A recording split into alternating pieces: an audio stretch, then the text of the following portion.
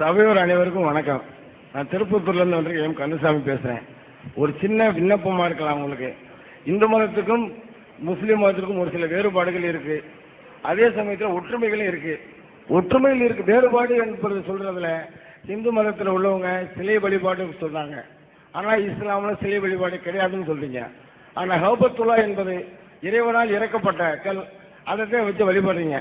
ஆகவே இந்து மதமும் கிறிஸ்தவ முஸ்லீம் மதமும் அதில் ஒன்றுபடுது. ஆனால் நீங்கள் இல்லை அப்படிங்கிறீங்க. இறைவனால் இறக்கப்பட்ட கல், நீங்கள் கல்லாக வழிபடுறீங்க, நாங்கள் சிலையாக வழிபடுறோம். இது சம்பந்தமாக சற்று விளக்கம். அதாவது காபா என்ற மக்காவில் ஒரு ஆலயம் இருக்கு, காபான்னு சொல்லி. அந்த ஆலயத்திற்கு போய் முஸ்லீம்கள் வழிபடுறாங்க. சகோதரர் கேட்குற கேள்வி என்னன்னு கேட்டா, நீங்க உருவ வழிபாடு சிலை வழிபாடு இல்லைங்கிறீங்க. இந்துக்களாகிய நாங்கள் சிலை வழிபாடு இருக்குங்கிறோம். இல்லைன்னு சொல்லக்கூடிய நீங்க காபாங்கிற ஒரு கல்லை தான் போய் என்ன செய்றீங்க, வழிபடுறீங்க. அப்ப உங்கள்கிட்டையும் ஒரு வகையில அந்த சிலை வழிபாடு இருக்கத்தானே செய்யுது அப்படின்னு சகோதரர் கேட்கிறாரு.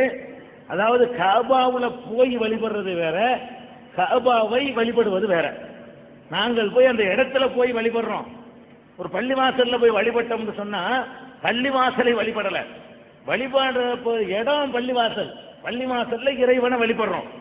இப்ப தொழுகை நேரம் வந்துருச்சுன்னா இங்க கூட வழிபடுவோம். தொழுகை நேரம் வந்துருச்சுன்னா இந்த இடத்திலிருந்து கடவுளை நாங்கள் வழிபடுவோம். இந்த இடத்துல இருந்து வழிபடுறதுனால இந்த இடத்தை வழிபட்டோம்னு எடுத்துக்கிற கூடாது. ஏதாவது ஒரு இடத்துல இருந்து தான் வழிபடணும்.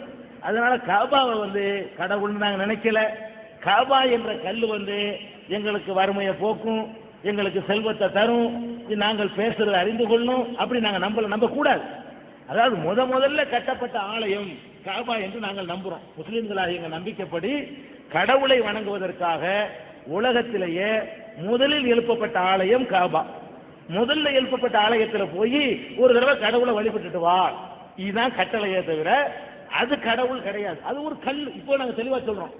ஆனா சிலை வழிபாடு செய்யக்கூடிய நீங்க இது ஒரு சாதாரண கல்லுன்னு சொல்ல முடியாது. இப்ப நாம காபா இப்ப சொல்றோம், காபா ஒரு கல், அதுக்கு ஒரு சக்தியும் கிடையாது. அது நாங்க பேசுறது விளங்காது, எங்களுக்கு எதுவுமே செய்யாது. இப்படி நாங்க சொல்றோம்ல, சொன்ன வழிபடலன்னு அர்த்தம்.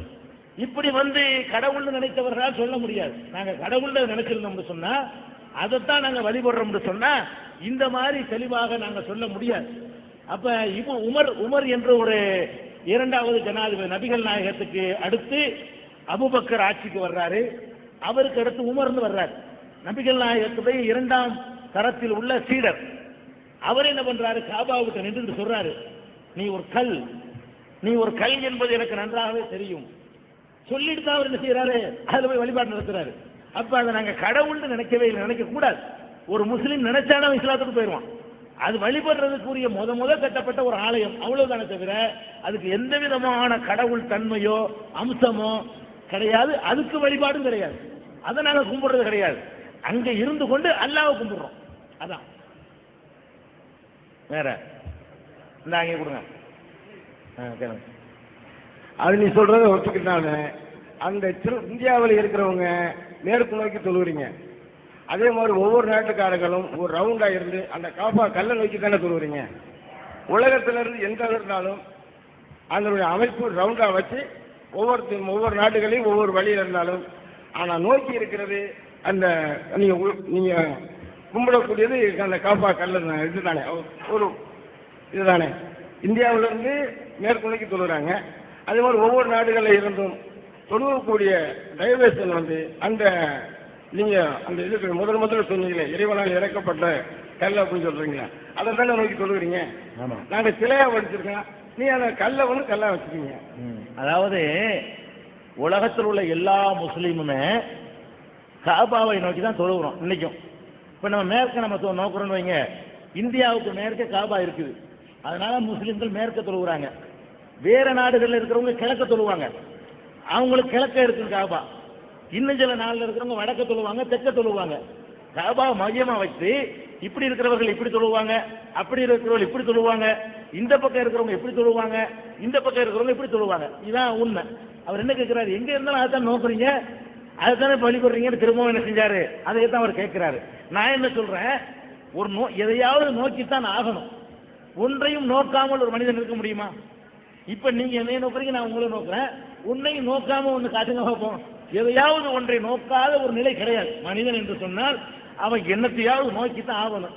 எதையாவது நோக்கிறதுக்கு பதிலா உலகத்தில் எழுப்பப்பட்ட முதல் ஆலயத்தை நோக்கி அந்த ஒன்றுக்குத்தான் நோக்குறோமே தவிர கடவுள் என்று நினைப்பது என்பது வேறு, ஒன்றை நோக்குவது என்பது வேறு. நீங்க என்னை நோக்குறீங்க, என்னை கும்பிடுறீங்கன்னு அர்த்தமா? நான் உங்களை நோக்குறேன், உங்களை வழிபடுறேன்னு அர்த்தமா? ஒன்றை நோக்குவது என்பது வேறு, கடவுள் நினைச்சுக்கிட்டு நோக்குவது என்பது வேறு. இப்ப சிலை வழிபாடு நடத்தும் போது அதை கடவுள் நினைச்சுக்கிட்டு தான் நம்ம என்ன செய்யறோம், பண்றோம். அவரை காணிக்க செலுத்துறோம், நம்ம குறையை தீக்குவார் நினைக்கிறோம். அப்படி நினைக்கிறது அந்த மாதிரி நம்பிக்கை. அதை நான் விமர்சிக்க வரல. முஸ்லீம்கள் நாங்கள் அப்படி செய்யறது இல்லை. காபாவை நோக்கினாலே காபா என்பது ஒரு யூனிஃபார்முக்காகத்தான். எல்லாம் ஒரே ஒரு பள்ளிவாசல போய் நின்றுக்கிட்டு ஒருத்தர் இப்படி இருந்தாருன்னா அசிங்கமா இருக்கும். ஒரு யூனிஃபார்ம் ஒரு ஒழுங்கு வரணும்னு சொன்னா எதையாவது ஒரு பக்கத்தை நோக்கி தான் ஆகணும். அப்படி மேல இருந்து ஆகாயத்திலிருந்து பார்த்தா அந்த ரவுண்டா அந்த காட்சி இருக்கும், தொடக்கூடிய காட்சி. அதுக்காக வேண்டிதான் நோக்குறமே தவிர நோக்குறது உண்மை ஆள வழிபடலை. ஒரு திசை வேணும், ஏதாவது ஒரு பக்கம் தான் நோக்க முடியும். ஒரே பக்கமா திரும்பினால் ஒரு ஒருமைப்பாடு கிடைக்கும், ஒரு யூனிட் கிடைக்கும், ஒரு ஒழுங்கு கிடைக்கும். அதுக்குத்தானே தவிர இப்போ அடிச்சு சொல்றோம் அது எல்லாரும் நாங்க நோக்கினாலும் அது கடவுள் இல்லை, அதுக்கு ஒரு சக்தியும் இல்லை, அது எங்களுக்கு ஒண்ணுமே செய்ய முடியாது. காபா என்ற அந்த ஆலயம் எங்களுக்கு எதுவுமே செய்ய முடியாது என்று இவ்வளவு தெளிவா சொன்ன பிறகு எப்படி வழிபாடுன்னு சொல்ல முடியும்? இவ்வளவு தெளிவா அறிவிக்கிறவங்க எல்லாரும் சொல்லுவாங்களே, எல்லா முஸ்லீமும் சொல்லுவாங்க அது ஒரு கடவுள் இல்லை, அதுக்கு ஒரு சக்தியும் இல்லை, அதை நோக்குமாறு கடவுள் கட்டளை இட்டு இருக்கிறார், அதனால நோக்குறோம், அவ்வளவுதான். அதுக்கு ஒண்ணும் கிடையாது.